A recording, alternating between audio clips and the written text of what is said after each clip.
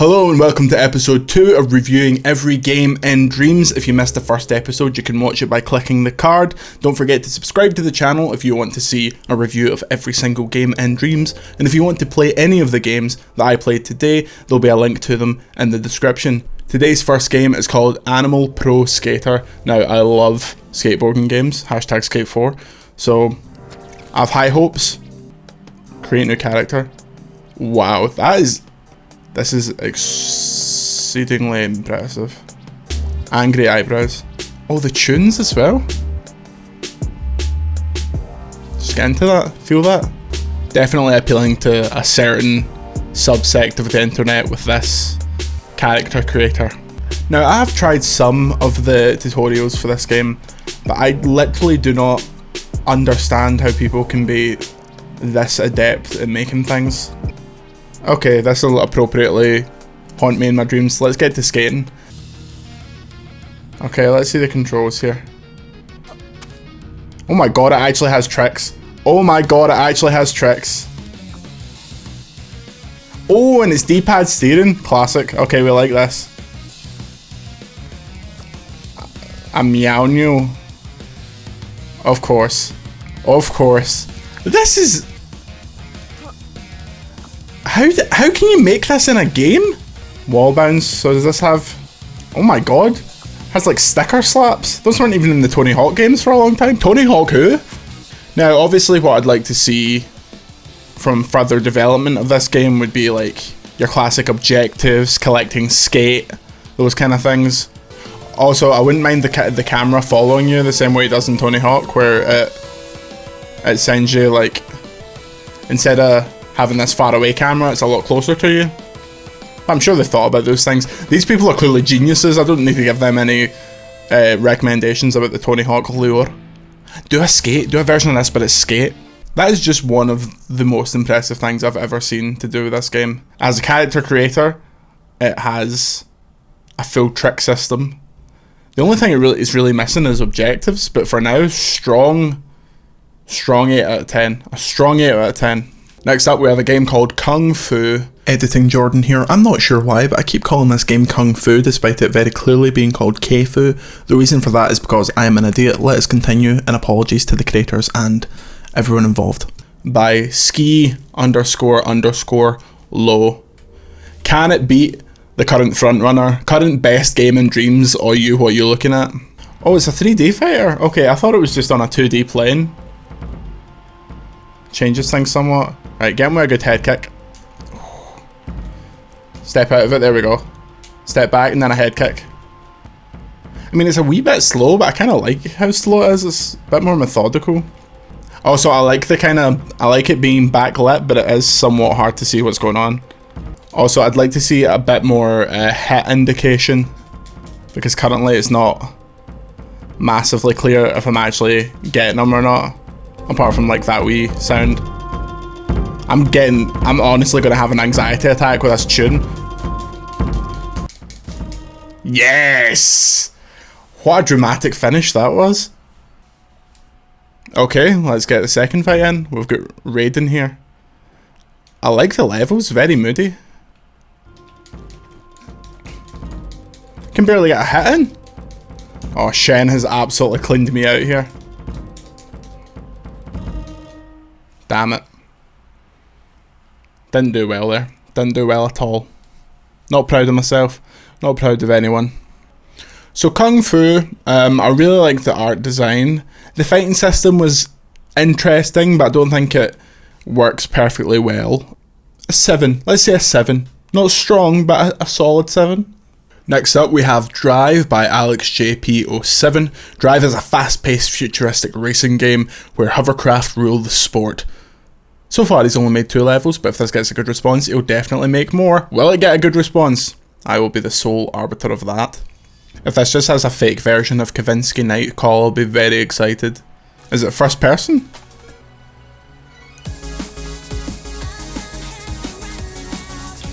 Oh jeez. And don't get an immense sense of speed, and the music is absolutely blaring, so it's difficult to pay attention. But it does have that Wipeout feel of this is the music you would hear on the radio of like a cyberpunk GTA. $54.99? Bit expensive, I thought all these games were free. So now the song sounds like it's being played at the bottom of the ocean. If that's intentional, I like that. I would quite like to see the sides be like half pipes as opposed to just sheer drops. Oh, I was so close.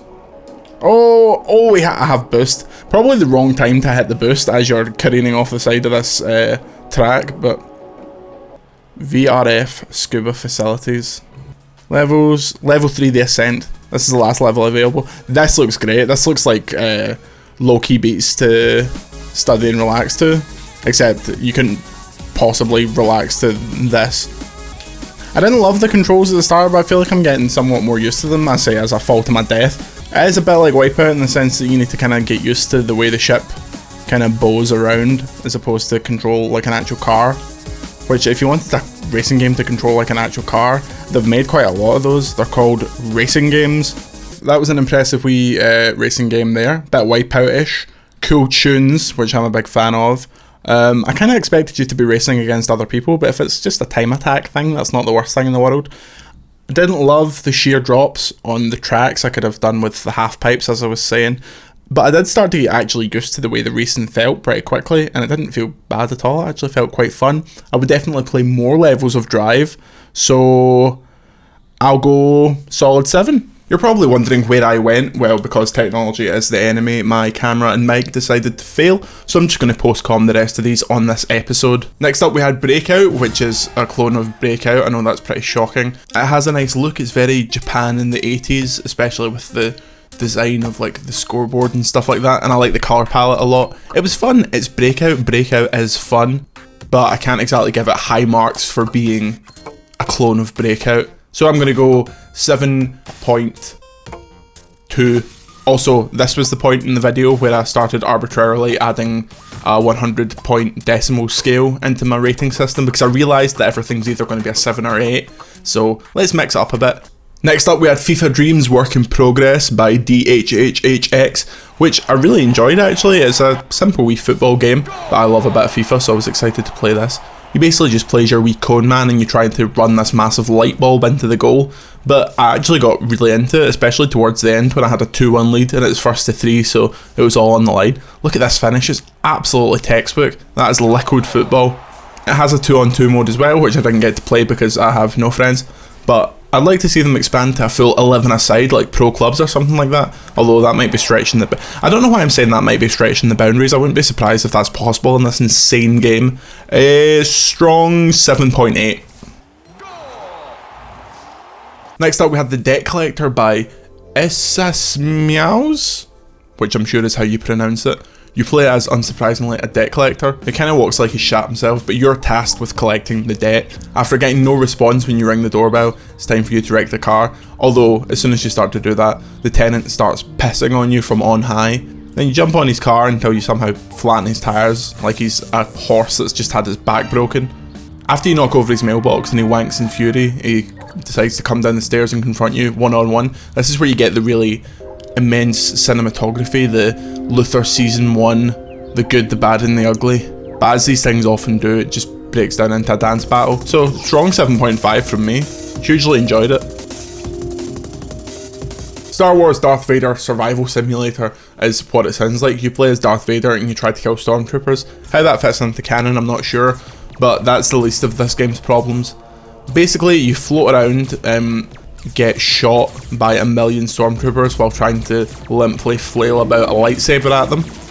The combat isn't Jedi Fallen Order, it's not even Battlefront 2, it's honestly not great. I tried to end it all by jumping into the void of space, but it wouldn't even let me do that, and by the time this stormtrooper was shuffling up towards me on his knees, I knew it was time to go. 2 out of 10. Then I played one of my favourite things so far in Dreams called The Liquid Skater by Spiders. As it says in this exposition, you're a cybernetic person with a cracking arse that has been designed to figure skate, and thus you figure skate. This was the game that really showed me how much Dreams in general gets away with due to how amazing the lighting system looks. I mean, look at the way the coloured lights blend together, it just adds a layer of polish and makes the games look a bit more legitimate. Although, this was perfectly legitimate on its own. Basically, you play as a figure skater and you use the sticks to rotate and the face buttons and shoulder buttons to do moves. I was really getting into it. I started to try and do moves to the timing of the music and finished my performance with an incredible on the beat spin, which I was very proud of. Really liked it. It'd have been cool if there was like a Tony Hawk style trick system where the moves that you were doing, are they called figure skating moves, skills, tricks, as you do a figure skating kickflip, if it came up and told you what that's doing to your score rather than just getting a generic multiplier. But I really liked it. 8.5. Then it was time for the wonderful world of Karl Pilkington. Now, what you get out of this game will really depend on whether you're a big Karl Pilkington or Ricky Gervais fan, and I am, so I really appreciated just going around this wee town and collecting all the references. That's basically all you do. You basically go up to doors, press square, and it plays a clip from the podcast, and all the areas in the town are referencing stories that he's told. And the wee Karl character is very cute. It's based off the cartoon of the Ricky Gervais show. Not much more to say about it, but I really liked it, so I'm going to give it a 7.7 for old Karl. The last game I played is a game called The Pilgrim, and I'm not entirely sure how this was actually made because it is one of the most impressive things I have seen, and it is the kind of game that if you just put on the PlayStation Store, I would not be able to tell that it was made in Dreams. It is so well done, and it's so colourful and varied, and I found a lot of Dreams games because it's just out and people are trying to put stuff up as quickly as possible. All of the areas of the game kind of look the same, but this is like 10 different areas in one. Now, I played through the entire thing, and it's almost a good thing that the camera got corrupted, because I wouldn't want to spoil some of the surprises in this game, because I was genuinely sitting there being like, I am so excited for the generation of game developers that come up saying, oh yeah, I got my start in Dreams. Because if this is what you can do now, what are you going to be able to do when you've had more experience and you can use a full tool set, not something that's tied to a PlayStation 4? These guys must work at Media Molecule, or they're about to, because this is just so good. If you have Dreams, you have to play this. You've probably already played it, but if you've somehow missed this, play The Pilgrim. It is essential. 9 out of 10. Thanks for watching this second episode of reviewing every game in Dreams. If you like the look of a game I reviewed here, I will put a link to that game in the description so you can add it to your queue and play it next time you're in Dreams. Also, if you're one of these creators and I say something bad about your game, don't worry about it. For one, I'm an idiot, and for two, I could never make a wee character that just walks across the screen and goes and makes his lunch, never mind an actual functioning game. So, you've got the moral high ground. Until next time, remember to subscribe to the channel if you enjoy this and you want to see every single game in Dreams reviewed. And until then, I'm Jordan Midler. See you later.